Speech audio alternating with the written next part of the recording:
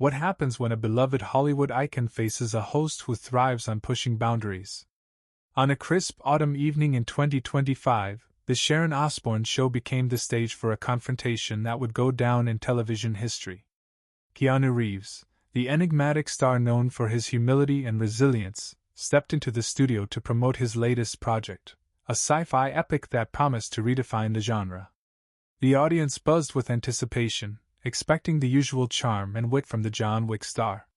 But no one, not the audience, not the producers, not even Keanu himself, was prepared for what happened next. This is the story of a clash that sparked a firestorm, a moment that left the world divided and social media ablaze. Buckle up, because this is one for the history books. The studio of the Sharon Osbourne show was alive with energy. Bright lights bathed the sleek, modern set, where a circular stage sat surrounded by tiered rows of eager audience members. The air hummed with the low drone of cameras, their lenses trained on the plush red chairs where Sharon Osbourne and her co-hosts awaited their guest. The backdrop, a glittering cityscape, shimmered under the studio lights, while the faint scent of coffee and anticipation lingered. The audience, a mix of die-hard Keanu fans and curious onlookers, clapped rhythmically as the show's theme music blared. Signs reading, "We love Keanu!" and "John Wick forever!" bobbed above the crowd.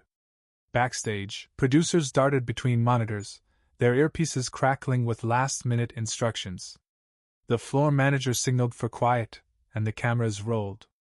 Sharon Osbourne, in a sharp black blazer and her signature crimson hair, flashed a mischievous grin to her co-hosts, comedian Nikki Glazer and journalist Tom Bergeron. Nikki shifted uncomfortably in her seat, sensing Sharon's penchant for provocation. Tom, ever the diplomat, adjusted his tie and offered a practiced smile. The stage was set, and the atmosphere crackled with the promise of something unforgettable. Keanu Reeves stepped onto the stage to a thunderous ovation. Dressed in a tailored black suit with his hair slightly tousled, he exuded a quiet confidence that had endeared him to millions. His latest film, Echoes of Tomorrow, was the talk of Hollywood, a bold exploration of human connection in a dystopian future. As he settled into the guest chair, he waved modestly to the crowd, his trademark half-smile softening the intensity of his presence. The audience roared, some holding up heart-shaped signs, others snapping photos despite the usher's warnings. Sharon leaned forward, her eyes glinting with a mix of admiration and calculation. "Keanu, darling, you look like you just walked off a motorcycle and into our hearts," she quipped, drawing laughter from the crowd. Keanu chuckled, his voice low and warm. "Thanks, Sharon. It's great to be here." The exchange felt light, almost scripted, as Keanu began discussing Echoes of Tomorrow. He spoke passionately about the film's themes of hope and resilience, his hands gesturing animatedly as he described the challenges of filming in a fully immersive VR set. Nikki jumped in with a playful question about his stunt work, and Keanu's eyes lit up as he shared a story about a near-miss during a high-speed chase scene. The audience leaned in, captivated by his sincerity. Tom nodded along, asking thoughtful follow-ups about the film's philosophical undertones. For a moment, the interview flowed smoothly, a perfect blend of charm and insight. But the air shifted when Sharon tilted her head, her smile sharpening. "So, Keanu," she said, her tone deceptively casual, "let's get real for a second. You're this beacon of positivity, right? Everyone calls you Hollywood's nicest guy. But is it all an act?" The studio fell silent. A few audience members gasped, and Nikki's smile froze. Keanu's brow furrowed slightly, but he maintained his composure. "I'm just me, Sharon," he said evenly. "I try to treat people with respect. That's not an act." The crowd murmured in approval, but Sharon wasn't done. The spark of confrontation had been lit, and the flames were about to spread. Sharon leaned back, crossing her arms with a theatrical sigh. "Come on, Keanu. You've got this saintly reputation, helping strangers, giving up your seat on the subway, all that jazz. But let's talk about the real world. You're a multimillionaire, living in a bubble. How can you claim to be one of us when you're dodging questions about your privilege?" Her words hung in the air like a challenge, and the audience shifted uncomfortably. A woman in the front row clutched her phone, already recording. Keanu paused, his jaw tightening for a fraction of a second. The cameras zoomed in, capturing the subtle shift in his expression. "I don't dodge questions, Sharon," he said, his voice steady but firm. "I've been fortunate, no question. But I've also lost people I love, struggled with grief, worked hard to get here. I don't claim to be perfect, but I try to do right by people." His words were measured, almost gentle, but there was an edge to them, a warning that Sharon chose to ignore. "Oh, please," Sharon scoffed, waving a hand dismissively. "Grief? Everyone's got grief, Keanu. But not everyone gets to cry in a mansion while the rest of us scrape by.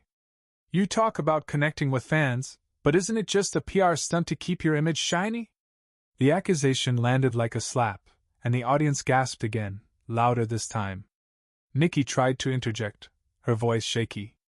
"Okay, Sharon, maybe we can." But Sharon cut her off with a sharp glance, her eyes locked on Keanu. Tom fidgeted, his fingers tapping nervously on the desk. Keanu leaned forward, his hands clasped tightly. The studio lights glinted off his dark eyes, which now burned with a quiet intensity. "Sharon, I don't do stunts for PR," he said, his voice low but piercing. "I've lived through things you don't know about, things I don't owe anyone an explanation for. I'm here to talk about my work, not to be dissected for your ratings." The crowd erupted in scattered applause, but Sharon smirked undeterred. "Ratings? Oh, darling, this is about truth. You can't just hide behind that Zen persona forever." The tension was palpable now, a tightrope stretched across the studio. The audience was divided, some nodded in support of Keanu, others whispered excitedly, sensing a viral moment unfolding. Backstage, producers exchanged frantic glances, one muttering into her headset, "Do we cut to commercial?" The floor manager shook his head, transfixed. Nikki tried again to defuse the situation, her voice overly bright. "Keanu, tell us about the film's message of hope." But Sharon barreled forward, her next question a dagger aimed at Keanu's core. "Let's talk about your philanthropy. You give to charities, sure, but isn't it just a way to dodge taxes while looking like a hero?" The studio went deathly quiet. A camera whirred, zooming in on Keanu's face. His hands clenched, knuckles whitening, and for the first time, a flicker of raw anger crossed his features. The air felt electric, as if the entire room was holding its breath. What happened next would shock everyone. The silence in the studio of the Sharon Osbourne show was deafening, the kind that makes your skin prickle. Sharon Osbourne's accusation, that Keanu Reeves' philanthropy was a mere tax dodge, hung in the air like smoke after a gunshot. The audience sat frozen, some clutching their phones, others leaning forward, eyes wide with shock. The cameras, relentless in their pursuit of drama, zoomed in on Keanu's face. His jaw was tight, his dark eyes glinting with a storm brewing beneath his calm exterior. The faint hum of the studio lights and the soft rustle of Nikki Glazer shifting in her seat were the only sounds breaking the tension. Keanu leaned back in his chair, his hands still clasped tightly, knuckles pale. For a moment, it seemed he might let the comments slide, as he had so many times before in his career, with that trademark humility. But Sharon's smirk, sharp and unyielding, pushed him past restraint. "You know, Sharon," he began, his voice low but carrying a weight that silenced the room further. "I've sat here and listened to you twist my life into something it's not. I came to talk about a project I care about, but you're more interested in tearing people down for a soundbite." The audience gasped, a ripple of murmurs spreading through the crowd. A woman in the third row whispered to her friend, "Did he just call her out?" Sharon's smile faltered, but she quickly recovered, leaning forward with a glint of defiance. "Oh, Keanu, don't get sensitive now," she said, her tone dripping with mockery. "If you're going to play the saint, you've got to expect people to ask the hard questions. Like, why do you keep your charity work so secret? Hiding something?" Nikki Glazer, visibly uncomfortable, tried to steer the conversation. "Hey, let's talk about Echoes of Tomorrow again, Keanu. What was it like working with that VR tech?" But her voice was drowned out by Sharon's persistence. No, Nikki, let's not change the subject. Keanu, you're dodging. If your heart's so pure, why not be transparent? Or is it all just a way to make people worship you?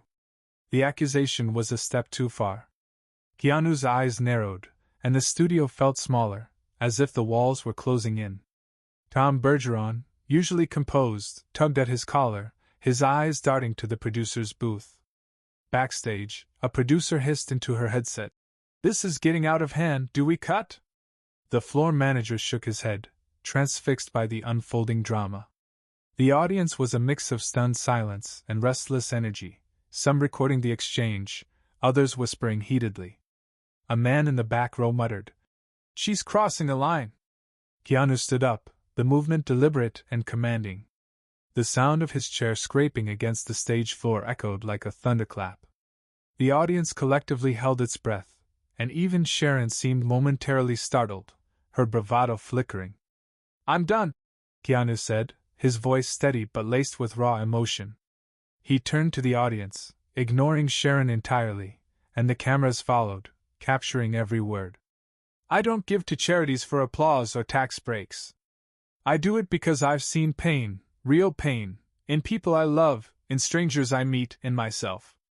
I've lost my daughter, my partner, my best friend. I don't talk about it because it's not a performance. It's my life." The studio was a graveyard of silence. A woman in the front row wiped away a tear, her phone trembling in her hand.